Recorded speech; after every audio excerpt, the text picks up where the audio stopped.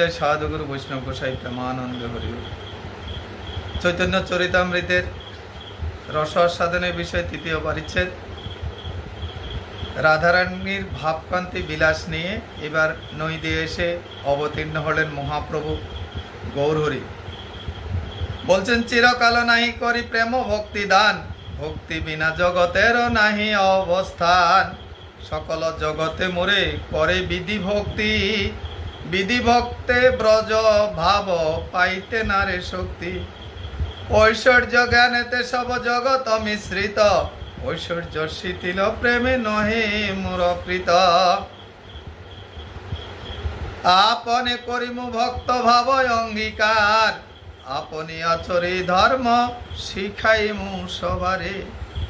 আপনে না কইলে ধর্ম শিখানো না যায়, এই তো সিদ্ধান্ত গীতা ভাগবতে গায়।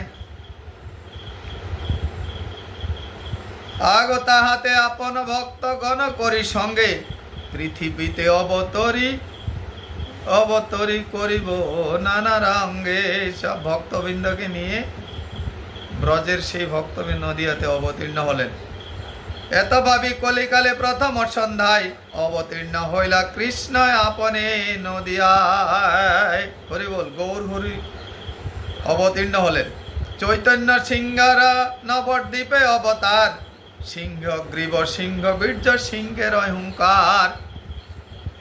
সেই সিংহ বসুক জীবের হৃদয় স্কন্ধারে। হরির নামের হুঙ্কারই সিংহের হুঙ্কার বলছে। আগো কলমশ দীরদ নাশে যাহার হুঙ্কারে। কলমশ মানে অন্ধকার, অজ্ঞান অতি মিরান্দস্য উনি জ্ঞান বিস্তার করতে নদিয়ার ধরাধামে মহাপ্রভুর অবতীর্ণ। প্রথম লীলায় তার বিশ্বম্বর নাম, ভক্তি রসে ধরিল ভূত গ্রাম।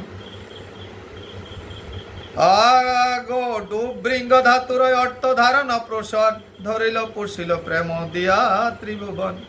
শেষ লীলায় নাম ধরে শ্রীকৃষ্ণ চৈতন্য, কৃষ্ণ জানাইয়া সব বিশ্ব করল ধন্য।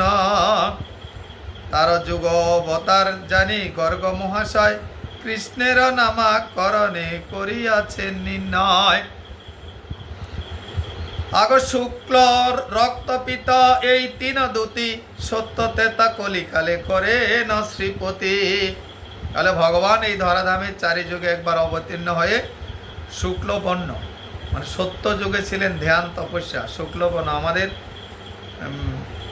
মুনি ঋষিরা।